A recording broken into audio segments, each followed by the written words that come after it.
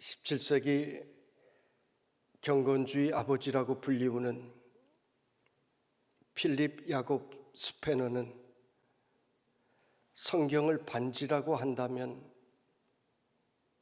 로마서는 반지의 보석에 해당되고, 그 중에서 로마서 8장은 보석의 가장 반짝이는 정점에 해당된다고 이야기를 했습니다. 또 어떤 분은 만약에 불의의 사고로 성경책 전체가 불타버린다 하여도 로마서만 남아있으면 우리는 그 로마서를 붙들고 구원에 이를 수 있다라고까지 이야기를 했습니다. 로마서 8장은 우리가 고난의 길을 걸어갈 때 우리의 믿음이 흔들리고 기도가 응답되지 않을 때, 하나님의 사랑이 의심스러워질 때, 우리에게 소망이 없을 때 이 말씀을 읽으면 우리에게 힘을 주는 능력이 있는 말씀입니다. 그 중에 오늘 주신 말씀, 오늘 8장 26절로 28절의 말씀은 가장 정점에 있는 말씀입니다. 우리 인생은 연약합니다. 사람은 강한 것 같지만 어떻게 보면 가장 약한 것이 우리 인간입니다. 동물의 세계를 보면 그 보잘것없는 동물들도 얼마나 의지가 강한지 모릅니다.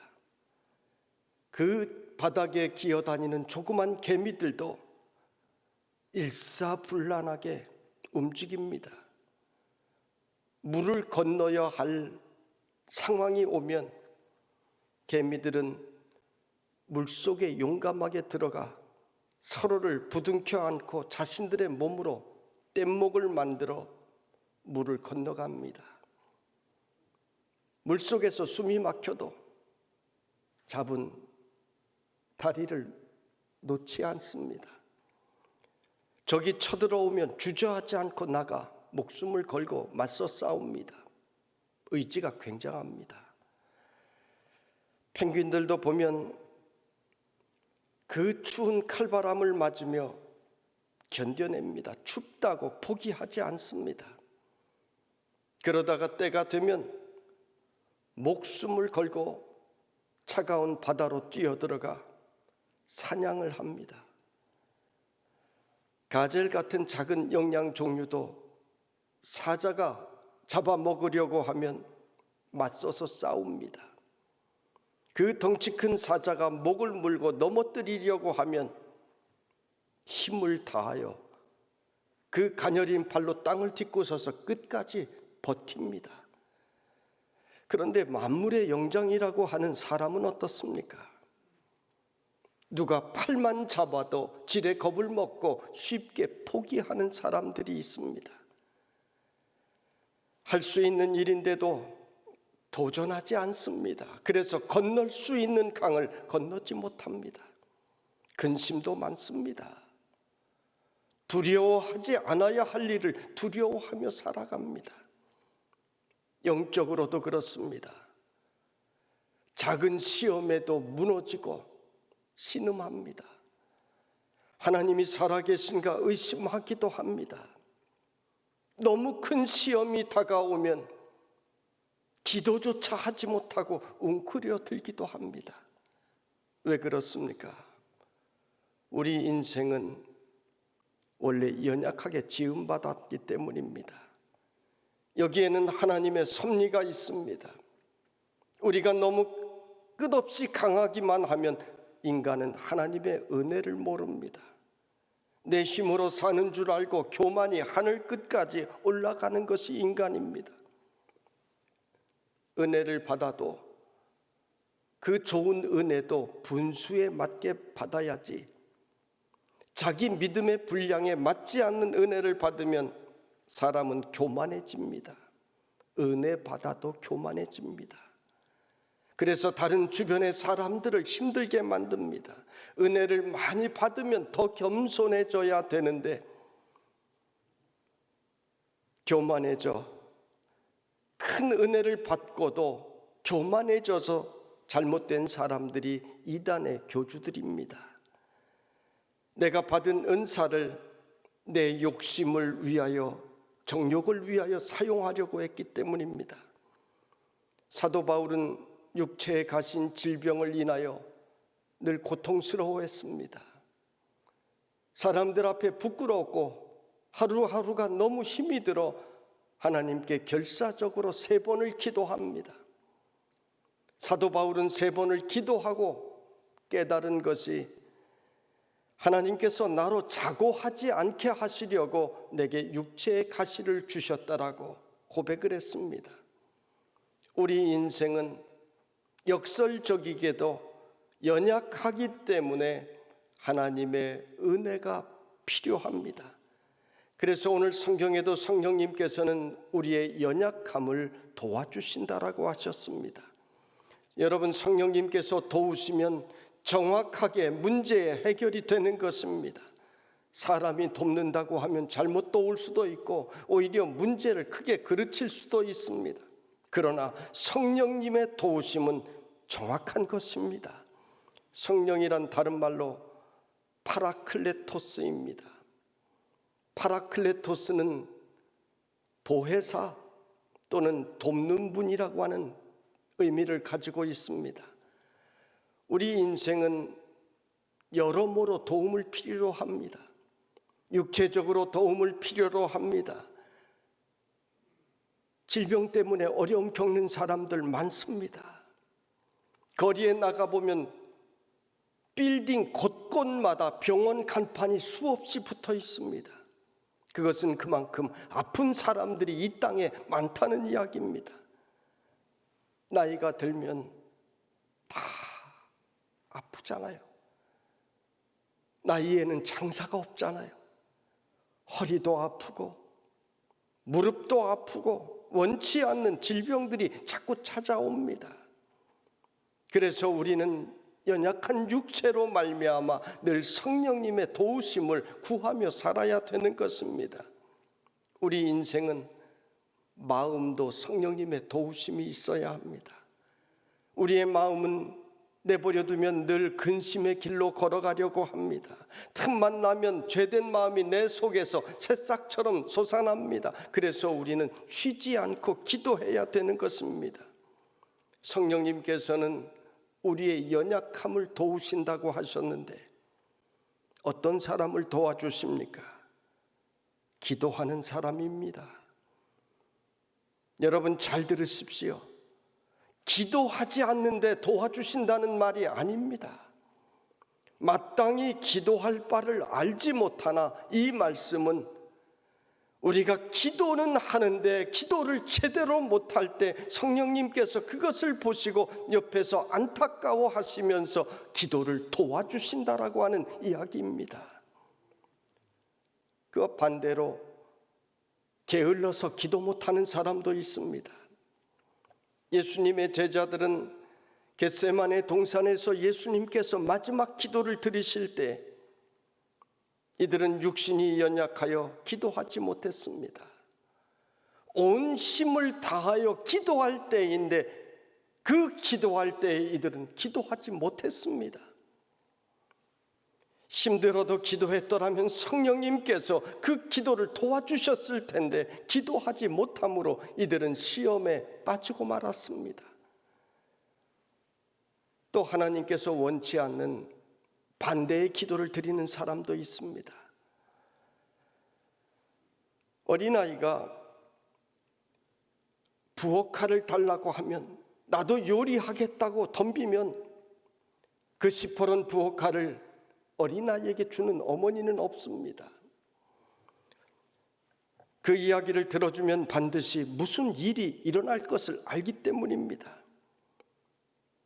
이스라엘 백성들이 광야에서 고기를 달라고 소리를 질렀습니다. 애굽에서 노예 생활할 때는 그래도 고기 먹었다고 이들은 불평과 원망을 했습니다. 이들의 기도는 간구하는 기도가 아니라 불평과 원망의 소리였습니다. 하나님께서는 이들의 원대로 메추라기를 부어주셨지만 성경은 기록하기를 이들의 영혼은 쇠약하게 되었다라고 말씀하고 있습니다. 이들은 불평과 원망 가운데 하나님께 고기 달라고 외쳤고 원망하였고 그 결과 고기는 받았지만 이들의 영혼은 크게 손해를 보았다는 이야기입니다. 여러분, 잘못된 기도도 많이 있지만 그러나 우리가 좀 부족하여도 우리가 좀 연약하여도 하나님 앞에 나가기 위하여 기도에 힘쓰면 성령님께서는 말할 수 없는 탄식으로 우리의 기도를 도와주신다라고 말씀하십니다. 오늘 성경은 너의 마음을 도우신다, 너의 육체를, 너의 지식을 도우신다고 하지 않고 왜 기도를 도우신다고 했을까요? 우리 인간은 이 모양 저 모양으로 연약할 때 우리의 기도에 영향을 주기 때문입니다. 몸이 아파도 너무 아프면 기도하지 못합니다. 섭섭하거나 화가 나면 기도하지 못합니다. 기도 나오지 않습니다. 세상에 재미가 너무 있어도 기도하는 일을 잊어버립니다. 아파트 사고 사업에서 돈 벌고 날마다 이러한 세상의 일에 재미가 붙으면 기도 생각하는 것이 아니라 날마다 세상으로 점점 가까이 나가 세상의 생각이 온통 그를 지배합니다. 바둑에 재미가 들린 사람은 하루 종일 바둑판만 보입니다. 골프에 재미가 들린 사람은 하루 종일 푸른 초장만 보입니다. 우리는 이 세상의 수많은 일들을 할 수 있지만 그 어떤 일을 해도 기도가 먼저 앞서야 되는 것입니다. 그러면 우리가 좀 부족해도 연약해도 성령님께서 도와주신다라고 하셨습니다. 여러분, 100점짜리 기도가 어디 있겠습니까? 우리의 기도는 늘 부족합니다. 그래서 기도도 성령님께서 도와주셔야 되는 것입니다. 성령님은 정답을 아십니다. 27절 말씀에 이는 성령이 하나님의 뜻대로 성도를 위하여 간구하심이니라 말씀하십니다. 성령님께서는 하나님께서 들으시는 그 기도를 정확하게 아시기 때문에 우리의 기도를 들으시고 그 기도를 너무나 정확하게 전달해 주십니다. 그러므로 여러분은 안타까운 마음으로 간절한 마음으로 기도하셔야 되는 것입니다. 바리새인의 기도와 세리의 기도가 다른 점이 무엇입니까? 바리새인의 기도는 사람 들으라고 하는 기도였습니다. 사람에게 하는 기도였습니다. 내가 기도보다 앞서는 기도였습니다. 그러니까 우리의 마음의 중심을 보시는 우리 주님께서 그것을 보시며 역겨우셨던 것입니다. 반면 세리의 기도는 안타까운 기도였습니다. 세상 사람들이 이 세리를 비난하였지만 세리는 하나님의 은혜를 받고 싶었습니다. 그래서 그는 기도의 단어나 표현이나 이런 것 신경 쓸 틈이 없었습니다. 그저 내 죄가 너무 크게 보이니 안타까운 마음으로 성전에서 힘을 다하여 기도했던 것입니다. 성령님께서는 이러한 기도를 도와주시는 것입니다. 27절에 마음을 살피시는 이가 그랬는데 이분이 누구십니까? 우리의 마음을 살피시는 이는 바로 하나님이십니다. 하나님은 우리의 마음의 중심을 보십니다. 사람은 말로 해야 알아듣지만은 하나님은 우리의 마음의 중심을 벌써 보고 계십니다. 그래서 우리가 잘 기도하지 못해도 그저 눈물만 주르르 흘리고 있어도 하나님은 우리의 마음의 중심을 보시고 그 기도를 벌써 들어주시는 것입니다. 저는 요즘 새로운 기도의 습관이 생겼는데 틈만 나면 하나님, 목사답게 살게 해주세요. 목사답게 생각하고 목사답게 말하게 해주세요. 쉬지 않고 그렇게 기도합니다. 누구와 잠깐 이야기하고 나면 대화하기 전에 분명히 이러한 기도를 드렸는데, 하나님 목사답게 말하게 해주세요 기도했는데 대화하는 그 짧은 순간에 벌써 그것을 다 잊어버립니다. 내 지식, 내 생각, 내 교만이 나오게 됩니다. 아침에 일어나서 기도하고 교회에 나오면서 또 그렇게 기도하는데, 사건을 만나고 사람을 만날 때마다 그 기도 다 잊어버리는 인간의 죄와 나약함을 발견하게 됩니다. 목사답게 산다는 것이 무엇입니까? 오늘의 상황을 믿음의 눈으로 바라보고 말씀을 준비하는 것입니다. 성도들의 가정을 진심으로 염려하고 걱정하고 기도로 돕는 것입니다. 만나는 사람에게는 믿음의 말을 하는 것입니다. 그런데 그것이 잘 안 됩니다. 정말 잘 안 됩니다. 그래서 성령님의 도우심을 구하는 것입니다. 에녹은 300년간 하나님과 동행하였다고 했는데, 하나님과 함께 생활하고 함께 걸었다고 했는데, 이것이 얼마나 굉장한 일인지 모릅니다. 여러분, 우리는 연약합니다. 그래서 기도하면 그 연약한 기도조차 하나님께서 우리를 들으시고 도와주십니다. 여러분도 하나님, 장로답게 살게 해주세요. 장로답게 생각하게 해주세요. 집사답게 생각하게 해주세요. 권사답게 살게 해주세요. 도림교회 성도답게 살게 해주세요. 이렇게 쉬지 말고 기도하시기 바랍니다. 그러면 성령님께서 여러분의 마음과 생각을 지켜주시고 도우시고 가는 길을 인도해 주시는 것입니다. 말씀을 듣고 기도하지 않으면 자꾸 다른 길로 가게 됩니다. 여러분, 인생의 길은 두 가지밖에는 없습니다. 하나님께로 가는 길과 하나님으로부터 멀어지는 길, 두 가지 길뿐입니다. 우리 인생은 하나님과 가까워져야 되는 것입니다. 하나님께로부터 멀어지면 그 순간 마귀가 찾아와 우리의 육체를 묶고 우리의 마음을 묶고 우리의 영혼을 묶고 끌고 가려고 합니다. 세상 사람들이 좋아하는 길을 쫓아갑니다. 자꾸 헛된 생각이 찾아와 나를 힘들게 합니다. 나는 원하지 않는데 부정적인 생각이 들어오고 내 입에서는 나쁜 말들이 나옵니다. 비판하는 말이 나옵니다. 우리의 입술은 하나님을 찬송하라고 지어주셨는데 자꾸 다른 말이 나오는 것입니다.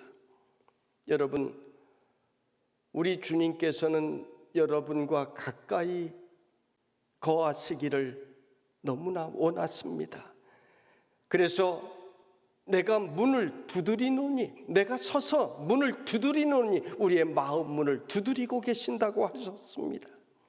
내가 내 마음의 문을 열고 주님을 받아들이기만 하면 우리 주님께서는 들어오셔서 우리와 함께 거하시는 것입니다.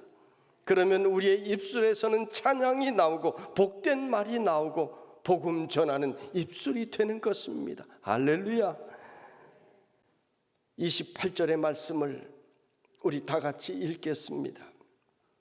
28절, 우리가 알거니와 하나님을 사랑하는 자 곧 그의 뜻대로 부르심을 입은 자들에게는 모든 것이 합력하여 선을 이루느니라. 아멘.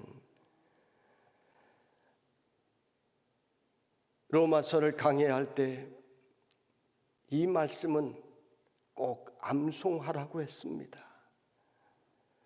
모든 것이 합력하여 선을 이루는 사람, 얼마나 좋겠습니까? 이런 사람은 결론이, 마지막이 항상 잘 되는 사람입니다. 우리 눈에 지금 좋아 보인다고 그것이 항상 좋은 것은 아닙니다. 2002년 미국의 사업가인 잭 휘테커는 우리나라 돈으로 3천억 원이 넘는 당시 최고 많은 파워볼 복권에 당첨이 되었습니다. 이 복권에 당첨된 후 5년 만에 그는 거지가 되었고 460건의 소송에 휘말렸으며 음주와 도박 등으로 그의 인생이 불행해졌습니다. 그는 복권이 당첨된 것이 행복이 아니라 불행이었다. 그놈의 복권이 나를 망하게 했다라고 이야기를 했습니다. 여러분, 우리가 로또 맞았으면 좋겠다 생각하지만 통계를 보면 로또 맞고 불행하게 된 사람들이 너무나 많습니다. 눈에 보이는 것이 전부가 아닙니다. 요셉을 보세요. 요셉은 형들에게 미움을 받고 웅덩이에 던져졌고 노예로 팔려갔고 감옥에 갇혔습니다. 세상에 안 되어도 계속해서 그렇게 안 되는 인생이 어디 있습니까? 사람들이 보기에는 완전히 망한 인생이었습니다. 그러나 이것은 요셉에게 주셨던 꿈, 그 비전을 이루시기 위한 하나님의 계획의 일부였습니다. 요셉은 나중에 믿음으로 이 사실을 고백합니다. 창세기 45장 5절에 보면 형들에게 말합니다. 당신들이 나를 이곳에 팔았다고 해서 근심하지 마소서, 한탄하지 마소서. 하나님이 생명을 구원하시려고 나를 당신들보다 먼저 보내셨나이다. 믿음의 고백을 합니다.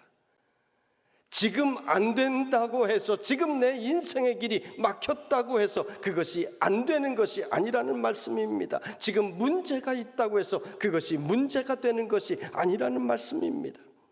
우리는 합력하여 선을 이루시는 하나님의 뜻을 기다려야 되는 것입니다. 합력하여 선을 이루는 사람은 어떤 사람입니까? 그 전제가 있습니다. 하나님을 사랑하는 자입니다. 하나님을 사랑하는 자는 하나님께서도 그런 사람을 사랑해 주십니다. 세상에는 짝사랑이 있지만 하나님의 사랑에는 반드시 응답이 있습니다. 하나님을 사랑하는 자를 오늘 성경은 그의 뜻대로 부르심을 입은 자들이라고 말씀합니다. 이것이 예정론의 교리입니다. 예정론이 무엇입니까? 우리가 교회 나온 것이 내가 잘해서 나온 것 아닙니다. 내가 직분 받은 것이 남보다 더 좋은 믿음이 있어서 내가 직분 받은 것 아닙니다. 하나님의 뜻이 계시기 때문에 우리를 복 주시려고 불러주신 것입니다. 우리가 하나님을 사랑하는 것도 하나님께서 불러주셨기 때문이라고 오늘 성경은 말씀하고 있습니다.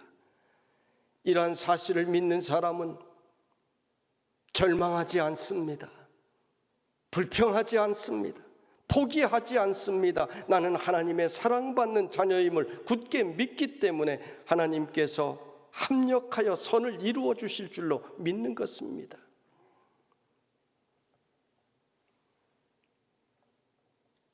일제강점기에 10대의 한 여인이 졸지에 과부가 되었습니다. 산골에서 어머니를 모시고 시어머니와 함께 농사를 짓다가 그녀는 어느 날 결단을 하고 어머니에게 이야기합니다. 저를 보내주십시오. 그 길었던 머리를 싹둑 자르고 그는 서울에 올라가 식모살이를 했습니다. 마침 장로님 댁에서 식모살이를 했는데 너무 성실하게 일하는 그녀를 보고 소원이 있느냐고 물었을 때 학교 다니게 해달라고 했습니다. 그래서 일하면서 그녀는 야간 학교를 다녔습니다. 학교를 졸업하고 그동안 모은 돈을 가지고 일본으로 건너갔습니다. 그녀가 누굽니까? 숙명여자대학교 초대 학장이 된 임숙재라고 하는 여인입니다. 그녀 인생에 찾아온 불행을 그녀는 불행이라고 생각하지 아니하였고 하나님을 믿으며 하나님께서 나에게 새로운 꿈을 주실 줄로 믿고 그 꿈에 도전하여 우리나라 당시 최고의 대학에 오늘날로 말하면 총장이 되었던 것입니다. 여러분, 하나님께서 우리와 함께 하시면 지금 보이는 것이 전부가 아닌 것을 우리는 깨달아야 됩니다. 우리의 지난 일들을 돌이켜 보시기를 바랍니다. 왜 내 인생에 그런 일들이 일어났을까? 내가 왜 그 사람을 만났어야 했을까? 내가 왜 사업에 그렇게 실패했을까? 내가 왜 질병 가운데 고통을 겪고 몸부림쳐야 했을까? 왜 나에게 그런 성공을 주셨을까? 왜 나를 도림교회로 인도하셨을까? 여러분, 그 해답은 여러분이 바로 하나님께 부르심을 입은 자들이기 때문인 것입니다. 하나님께서는 여러분의 그 인생의 여러 가지 사건을 통하여 때로는 그 상처와 연단을 통하여 여러분을 훈련시키시고 강하게 하셔서 여러분을 하나님의 자녀로 인도하시기 위하여 주신 일들임을 믿으시기 바랍니다. 여러분은 이 세상에서 절대로 혼자가 아닙니다. 우리 성령님께서 여러분을 도와주시고 계십니다. 여러분이 기도하기만 하면 그 기도가 때로는 연약하고 때로는 부족해도 성령님께서 말할 수 없는 탄식으로 함께 도와주십니다. 성령님께서 도와주시는 기도, 이것보다 든든하고 이것보다 확실한 것은 없습니다. 성도 여러분, 성령님께서 여러분의 기도를 들으시고 오늘까지 인도해 주셨습니다. 또 앞으로도 인도해 주실 것입니다. 코로나가 아무리 강해도, 코로나 때문에 사업이 힘들어져도 잘 기도할 수 없지만 그러나 기도하시기를 바랍니다. 코로나 때문에 우리의 믿음이 손해보면 안 됩니다. 어려울수록 더 기도하면 성령님께서 여러분의 기도와 함께 해주시고 합력하여 선을 이루는 인생이 되도록 여러분을 인도해 주실 줄로 믿습니다. 우리 모두 하나님의 부르심을 입은 택함받은 백성임을 감사하며 믿음의 기도로 세상을 이겨나가는 성도들의 삶이 되시기를 주님의 이름으로 축원합니다.